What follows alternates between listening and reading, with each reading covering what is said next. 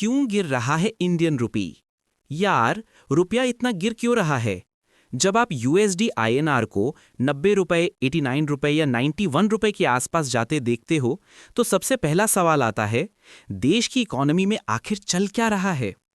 आज हम पूरी बात को इजी जुबान में समझेंगे, फ्रेश नंबर्स के साथ, और देखेंगे कि ये सिर्फ रुपी गिरने की बात नहीं है, बल्कि एक ग्लोबल और स्ट्रक्चरल इकोनॉमिक कहानी है। रुपी गिरने का असली मतलब क्या होता है? जब हम बोलते हैं रुपी गिर रहा है, इसका सिंपल मतलब है $1 खरीदने के लिए अब ज्यादा रुपए देने पड़ रहे हैं। पहले एक यूएसडी लगभग 70 रुपए के आसपास मिलता था, अब अराउंड 90 रुपीज है। यूएसडी 100 का सामान पहले 7,000 रुपए पड़ता था, अब लगभग 9,000 रुपए। मतलब वही चीज आज ज्यादा रुपए खर्च करवा रही है।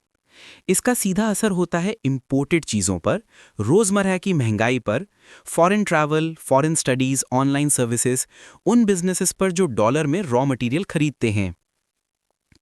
डॉलर की डिमांड सप्लाई सबसे बड़ा रीजन। करेंसी भी एक तरह की चीज है, इसकी वैल्यू भी डिमांड और सप्लाई पर ही चलती है। इंडिया में जब हम तेल, इलेक्ट्रॉनिक आइटम्स, मशीनरी, फ्यूल वगैरह इंपोर्ट करते हैं, हमें डॉलर चाहिए होता है। डॉलर की डिमांड ज्यादा हो जाए और सप्लाई उतनी ना हो, तो डॉलर महंगा और रुपी वीक हो जाता है।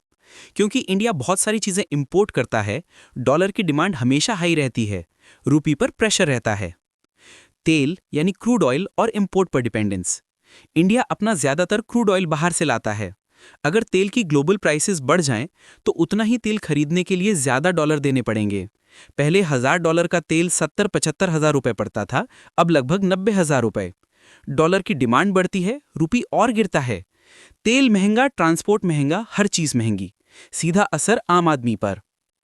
फॉरेन इन्वेस्टर्स का पैसा निकालना यानी एफआईआई और एफडीआई आउटफ्लो। जब फॉरेन इन्वेस्टर्स इंडिया से पैसा निकालकर यूएस जैसे सेफ मार्केट्स में लगा देते हैं, तो वो अपने रुपी को डॉलर में कन्वर्ट करते हैं। डॉलर की डिमांड और बढ़ती है और रुपी नीचे जाता है। ये तब होता है जब ग्लोबल हालत बिगड़ जाएं, जैसे रिसेशन का डर, war, fed rate hike, global slowdown etcetera.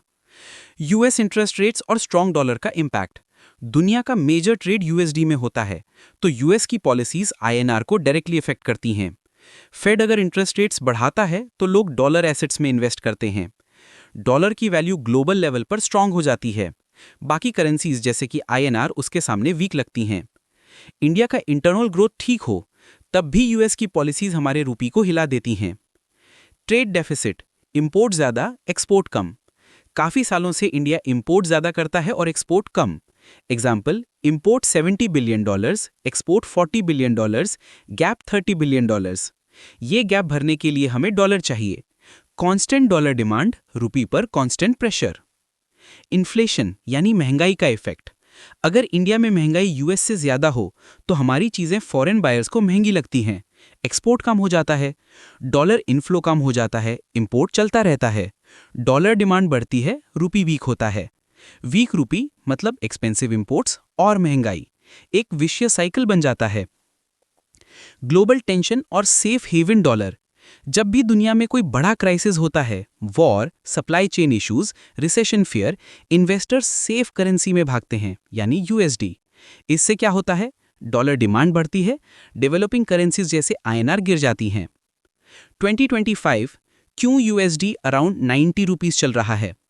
दिसंबर 2025 में 1 यूएसडी लगभग 90 रुपीज ट्रेड हो रहा है।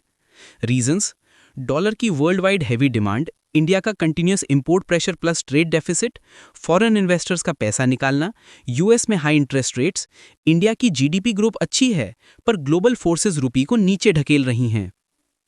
क्या गिरता रुपी हमेशा बुरा होता है? जरूरी नहीं। कुछ एडवांटेजेस भी होते हैं, जैसे इंडिया के एक्सपोर्ट सस्ते हो जाते हैं, तो डिमांड बढ़ सकती है।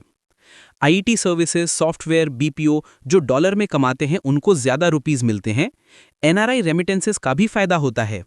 पर अगर रुपी बहुत तेजी से या ज्यादा गिर जाए, तो आम लोगों के लिए मुश्किल बढ़ जाती है, जैसे इंपोर्ट्स महंगे, पेट्रोल महंगा, ट्रैवल, स्टडीज, गैजेट्स सब कॉस्टली। आरबीआई क्या कर सकता है? आरबीआई के पास कुछ टूल्स हैं। डॉलर रिजर्व्स बेचकर सप्लाई बढ़ाना, इंटरेस्ट रेट्स और लिक्विडिटी कंट्रोल करना, एक्सपोर्ट इंपोर्ट पॉलिसीज एडजस्ट करके फॉरेन इनफ्लो बढ़ाना। लेकिन ग्लोबल प्रेशर ज्यादा हो तो आरबीआई सिर्फ वॉलेटिलिटी कंट्रोल कर सकता है, ट्रेंड नहीं। कंक्लूजन: सीधी बात, रुपी गिर रहा है क्योंकि ये ग्लोबल और स्ट्रक्चरल फैक्टर्स का मिक्स है। High dollar demand, oil imports, trade deficit, foreign investors का outflow, US interest rates, inflation, global uncertainty, ये सब मिलकर आईएनआर को नीचे लाते हैं। इसलिए आज 1 यूएसडी अराउंड 90 रुपीस चल रहा है। गिरता हुआ रुपी हमेशा मतलब वीक इकोनॉमी नहीं होता, पर यह जरूर दिखाता है कि इंडिया ग्लोबल मार्केट से कितना जुड़ा हुआ है और ग्लोबल हवा किस तरफ चल रही है।